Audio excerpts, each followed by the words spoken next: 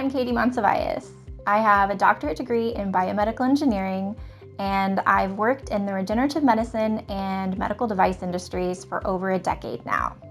I'd like to welcome you to this video series, Regenerative Medicine Moments, in which I answer the most common questions about the realities of regenerative medicine in the United States today.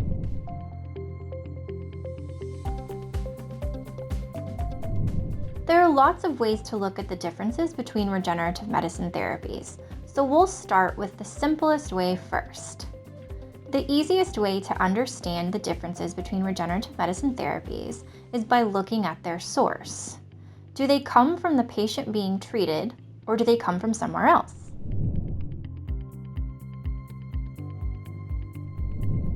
Therapies that come from the patient being treated are called autologous. These are the most frequently used regenerative medicine procedures right now, and they have the longest, best track record in the medical literature.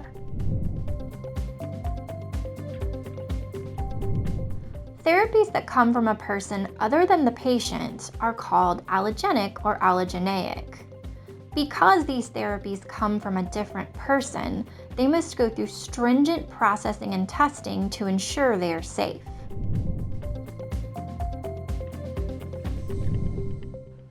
Some products like this may claim to contain live cells or even live stem cells. Independent testing has shown this claim to be misleading at best. What's really interesting is it doesn't really matter if these products have live cells in them. Well, your immune system is designed to recognize and attack foreign material. That's why organ transplant recipients have to take immune-suppressing drugs. They have to prevent their immune system from doing its job. But in people like you or me who aren't taking immune-suppressing drugs, if someone else's cells are put into our body, they will be recognized as foreign by our immune system and they will be attacked and killed. So even if allogenic products do have live cells in them, at best, those cells are going to cause inflammation and irritation before surrendering to death at the hands of your immune system. In my opinion, that's probably one of the reasons we see so few publications with allogenic products. They just can't get past the immune system, so they never have a chance to work. Yes, there are different types of autologous therapies. This facility offers platelet-rich plasma, or PRP, and bone marrow concentrate therapies.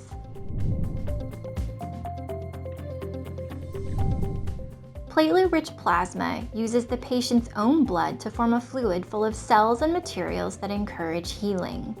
The cells are part of the patient's immune system, and the healing materials are platelets and proteins that are part of the normal healing process. Platelet-rich plasma is kind of like fertilizer in a garden. It provides materials that speed up the growth process. This facility offers bone marrow concentrate as well. This technology uses a patient's own bone marrow to form a fluid full of cells and healing materials. Sounds familiar, right? Well, bone marrow concentrate is a bit like PRP, but with some key differences in the form of adult stem cells. Bone marrow concentrate contains mesenchymal stem cells, hematopoietic stem cells, and endothelial progenitor cells. The most important of these three are the mesenchymal stem cells, or MSCs. MSCs are the body's natural resource for repairing and rebuilding cartilage, bone, and every type of connective tissue. Bone marrow concentrate has been successfully used in orthopedic procedures for over 30 years now, and it has the longest track record of safety and efficacy of any regenerative therapy in the medical literature. PRP comes in second in that category. There is a grain of truth to that idea, but it's 90% misconception.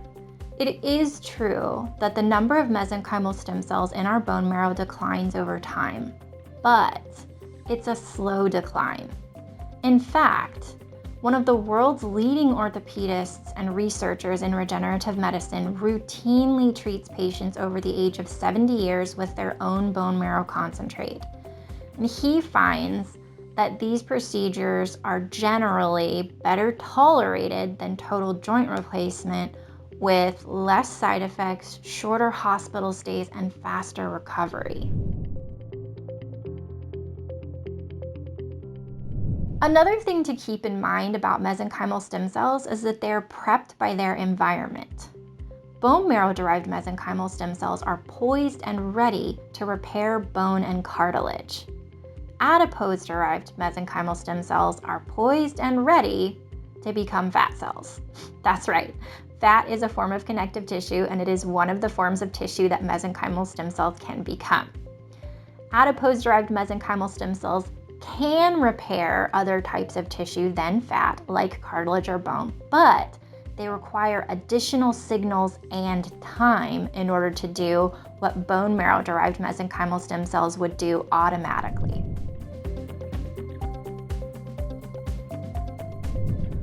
The last thing to know about fat-derived mesenchymal stem cells is that they require extensive processing. And sometimes that processing includes an enzyme whose job is to chew up connective tissue. So if these cells aren't extensively and thoroughly washed before they go back into a joint, they may bring with them a substance that actually damages joint tissue and speeds up the degenerative process. The icing on top of that cake is that one prominent researcher has shown that adding adipose-derived mesenchymal stem cells to the treatment of osteoarthritic knees doesn't add any benefit. So you have all of the extra processing, all of the extra risk with these cells, and no benefit. I just don't see any good reason to use these cells. But I do see reasons to avoid fat-derived MSCs, at least when it comes to orthopedic conditions.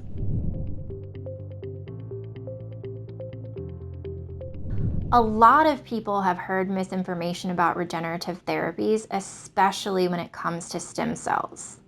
There seems to be this very common misconception that embryonic stem cells are better than adult stem cells, but that's not really true. Yes, theoretically, embryonic stem cells can become any type of cell in the human body. But let's think about that for a moment. Where and when do embryonic stem cells know how to behave and how to become every type of cell in the human body? Only in the context of a pregnancy in a uterus. Outside of that environment, embryonic stem cells just don't have the signals and cues they need to do anything like what we would want them to do.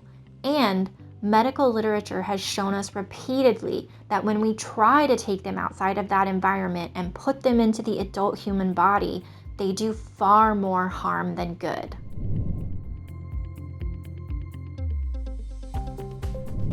Compare that to mesenchymal stem cells, whose natural home is in the adult human body, whose natural job is to repair cartilage, bone, and connective tissue in the adult human body.